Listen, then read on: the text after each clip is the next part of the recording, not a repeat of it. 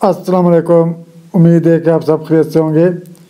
हमारी आज की वीडियो अडेनियम को जो है सीड से ग्रो करने के बारे में कि अडेनियम को बीज से कैसे लगाया जाता है। तो जी फ्रेंड, ये अडेनियम की सीड है, सिंगल पेटल अबिसम के जो है ये मैंने अपने प्लांट से जो है हार्वेस्ट किए थे। तो आज हम इनको जो है लगाएंगे। ये सबसे पहले इसको ये कि इसको सीड को लेंगे और चेक करेंगे, जो अच्छे होंगे उनको लगा लेंगे। इस छोटे से जो है डाल लेंगे कप में। डालने के बाद इसको जो है पानी में इसमें डाल दूंगा। तो जी फ्रेंड, मैंने इसमें पानी भर दिया है। अभी सीड जो है इसको ऊपर तैर रहे हैं। तो एक रात के लिए इनको जो है पानी में भिगो के रखेंगे तो ये सीड नीचे बैठ जाएंगे। जो नकारा होंगे वो ऊपर तैरना शुरू कर देंगे, तो हम उनको जो है निकाल देंगे। तो जी फ्रेंड, ये एक रात के लिए भिगो के रखे थे सीड। तो सीड तकरीबन सब जो है पानी की तह में बैठ गए। तो अब इसमें से पानी निकाल देंगे। तो सीड जैसे कि इसका ये पता चल जाता है कि सीड जो होते हैं हेल्थी होते हैं, वो नीचे ज़मीन पानी की तह में बैठ जाते हैं। इसका मतलब है कि ये सीड जो है अच्छे हैं, इनकी जर्मिनेशन जो है अच्छे से हो जाएगी। तो जो नकारा होता है वो ऊपर तैरना शुरू हो जाते हैं, तो उनको बेशक निकाल के फेंक दें, क्योंकि वो कमज़ोर बीज होते हैं, वो नहीं लगेंगे या ख़त्म हुए होते हैं। तो इसके लिए मैंने कोकोपीट और रेत ली है। इसमें थोड़ी सी रेत मिक्स की हुई कोकोपीट। तो अब इस गमले में इसको डाल लेंगे। मैंने जब जो है सीड लगाए कोकोपीट में लगाया तो मुझे रिज़ल्ट अच्छा मिले, इसलिए मैं कोकोपीट में लगाता हूँ। कोकोपीट वगैरह ना हो तो पल मट्टी या मट्टी रेत मिक्स करके उसमें भी लगा सकते हैं।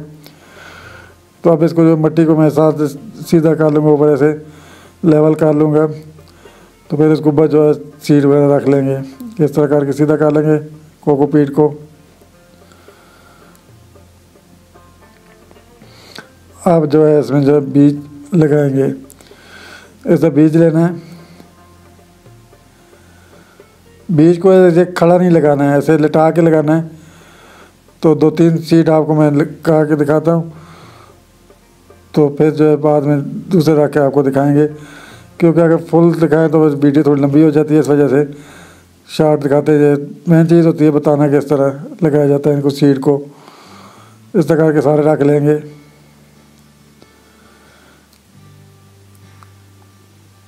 तो जी फ्रेंड, ये मैंने अडेनियम की सीड इस तरह रख ली है। इस तरह करके लगाने हैं। ये तकरीबन 18 सीड है। तो अब इनको जो है ऊपर से कवर कर देंगे कोकोपीट से। तो एक और बात होती है कि जो फ्रेश सीड होते हैं तकरीबन हफ्ता 10 दिन के, उनको आपको ज़्यादा देर के लिए पकाने की ज़रूरत नहीं होती है। ये मेरे तकरीबन महीना 2 पुराने सीड हैं, हार्वेस्ट किए हुए। इनको टाइम हो गया, तो इसलिए मैंने इसको पानी में पका के रखा था। अगर बिल्कुल हफ्ता पुराने हों तो हार्वेस्ट किए ताज़ा हों फ्रेश, तो उनको जो है ज़्यादा देर के लिए पका के ना रखें, वरना वो सीड जो है वैसे ही ऑलरेडी उनको अंदर से वो पानी होता है, तो वरना गल जाएंगे। तो जी फ्रेंड, हमारे अडेनियम की सीड लग गए, ऊपर से कोकोपीट से इनको कवर कर दिया है। अब इनको जो है स्प्रे, जो कपड़े इस्त्री करने के लिए स्प्रे वाली बोतल इस्तेमाल होती है, उससे पानी दे देंगे। शावर की मदद से या स्प्रे बोतल की मदद से पानी इनको दें, ताकि सीड जो है अपनी जगह से ले नहीं। तो एक मेथड होता है इनका लगाने का, टिश्यू पेपर में जो डिस्पोजेबल लंच बॉक्स होता है उसमें लगा के रखते हैं। वो भी आपके साथ किसी टाइम शेयर करेंगे। तो अभी ये मैंने कोकोपीट में लगाया है। तो आपके पास अगर कोकोपीट ना हो तो पाल मट्टी या रेत में भी लगा सकते हैं, या मट्टी और रेत मिक्स करके उसमें भी लगा सकते हैं।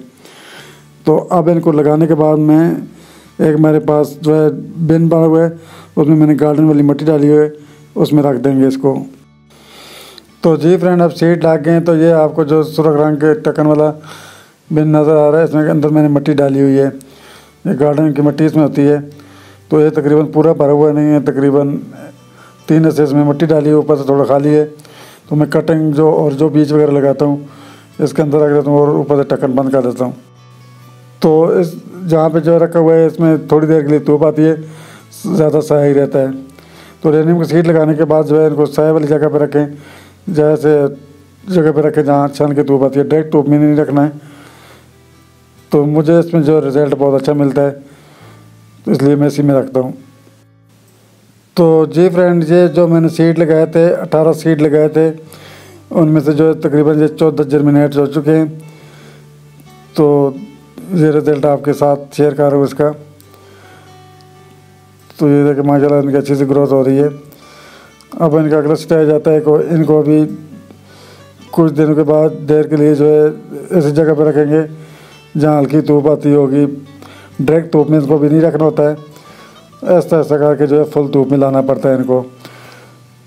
अगर डायरेक्ट धूप में ले जाएंगे तो ये प्लांट जो है नाजुक होते हैं, फिर जो है मार जाते हैं। ये तेज़ धूप होती है तो हल्की धूप में रख सकते हैं, तेज़ धूप से बचाना होता है इनको।